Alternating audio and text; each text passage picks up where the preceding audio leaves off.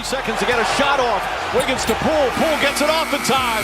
Oh, he banks it in! He was supposed to be the Warriors' future, the closest star Golden State had to a first option after Stephen Curry. But you wouldn't have expected that if you only watched highlights of Jordan Poole during the 2023-24 season. He was a joke that season, and here's why. Poole was one of the Warriors' key players during their 2022 championship run. Whenever Stephen Curry or Klay Thompson were not hitting their shots, Poole was there to energize the offense off the bench. The Dubs could always count on him to electrify the team by hitting long shots and firing up the crowd with his great scoring and shooting from the second unit. It sounds funny now, but Poole won a championship ring before legends like Russell Westbrook and Chris Paul. At that point, however, it wasn't really a joke because he was that good. Poole averaged 18.5 points on 44.8% shooting from the field as a 22-year-old playing behind Stephen Curry, Klay Thompson, and Andrew Wiggins. But the punch that destroyed a dynasty came. Draymond Green's altercation with Poole during the 2022 offseason basically damaged their chances of repeating as champions.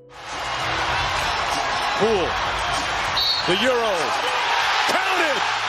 Poole was still great during the 2022-23 season, putting up 20.4 points while playing 43 games off the bench, but the chemistry was off. Sometimes his head wasn't even in the game, especially when he and Green were trying to connect on certain plays. He lost his joy and confidence while playing with the Warriors, and he even struggled in the playoffs, averaging only 10.3 points while shooting 34.1% from the field. So, with the Warriors realizing the chemistry could not be fixed anymore, even after signing Poole to a huge $140 million contract in 2022, they needed to trade him. Of course, they could have traded Green, but he was far too important to their culture and system after anchoring their defense in their 4 championship runs. So, Poole had to go. He was traded to the Washington Wizards, the equivalent of getting sent to prison in the NBA. This team is one of the worst-run organizations in the league. The Wizards have trouble competing, often missing the playoffs and making bad decisions in the draft and the free agency market.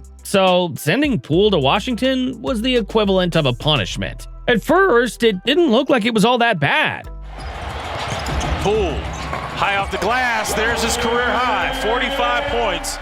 The Wizards didn't have a clear perimeter go-to guy. They did have Kyle Kuzma, who was their best scorer, but they needed a young guy who could lead them into the future. That was supposed to be Poole. You see, with the Wizards, he was supposed to be the clear first option with the ball in his hands. He could create shots and shoot as many jumpers as possible without worrying about his coach questioning his decisions. This was the perfect time for him to go all out as a scorer instead of getting held back by sharing the ball with Curry and Thompson in the Bay Area. But things didn't work out as planned for him during the 2023-24 season. Poole was horrendous all season long. He was chucking up too many bad shots, thinking he was Stephen Curry. But most of those shots were either bad misses or even air balls. He was also turning the ball over like crazy because he made bad passes, tried to do too much with his dribbles, or simply lost focus with the ball in his hands. This version of Poole was not the same one everyone saw in Golden State. Poole was so bad that he was a frequent visitor in the weekly Shaq'd in a Fool segment on TNT's Inside the NBA. He almost always had a place on the list of bloopers because he wasn't just himself during the 2023-24 season. No call, and then an errant pass by Nurse.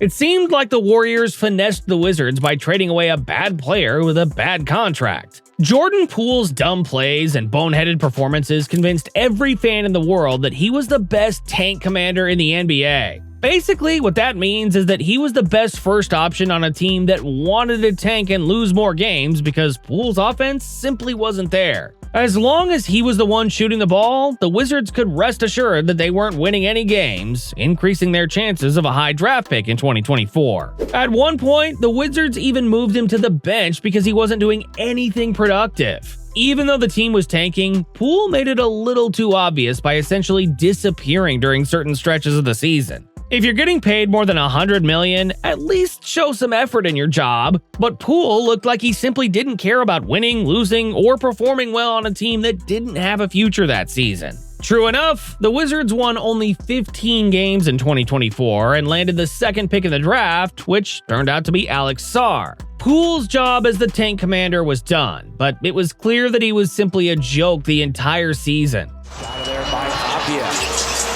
Poole. In transition, walks into the three. He averaged 17.4 points on 41.3% shooting from the field and 32.6% from the three-point line. Those numbers aren't bad, but they are very inefficient for a guy who is getting paid hundreds of millions of dollars as the first option on a rebuilding franchise. But the numbers don't tell the story. You'd have to see him playing to understand how much of a joke he was. If he wasn't turning the ball over in the worst way possible, he was either slipping on the floor or shooting an ill-advised 30-foot jumper that had no chance of going in. It was like he wasn't even taking his job seriously. Of course, there were many theories that tried to explain why Poole was a joke that season. The first was that he lost focus and joy in basketball. After all, he had it all in the Bay Area. He was playing for a big market in front of loud and energetic fans on a team that had a chance to compete for a title. But playing for the Wizards was the equivalent of detention in the NBA because this team was headed nowhere and was seemingly one of the most poorly handled organizations in the league. So, if you went from competing for titles to competing for the top overall pick, you'd probably lose your joy as well. Basically, he probably hated playing for Washington that season. But the second theory is that he probably wasn't that good to begin with. Wow, looking for Poole, all alone. Three, front rims it, rebound and Antetokounmpo.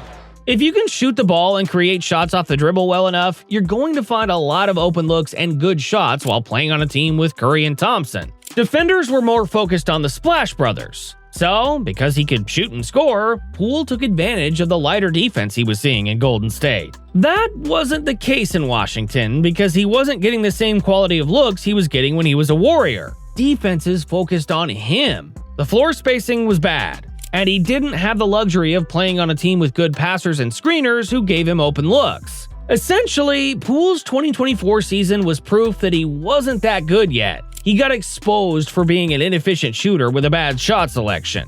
That wasn't the case in Golden State, where every shot was a good shot for him as long as the defenders were more likely keeping an eye out for Curry. But in Washington, no one was going to help him hide his weaknesses. To his credit though, Poole isn't a bad player. He just found himself in a bad situation on a bad team during a time when he was still essentially developing as a top option on offense. High ball screen, Denny trying to make a read. Going left, shooting right. It's Poole.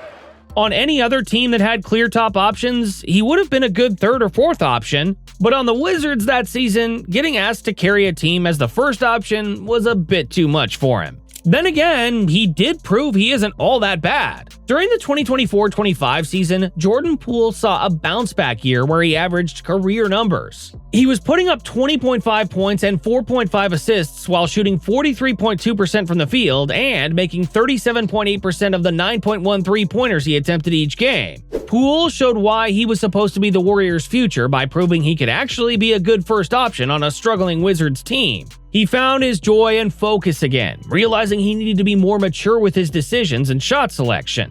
The Warriors were still bad during the 2024-25 season, and they even missed out on Cooper Flagg in the draft lottery. But at least Poole realized he needed to play better if he wanted to make a return trip to the playoffs or earn another $100 million contract. Rollins looking. Poole. Step back three. Oh, he is having one.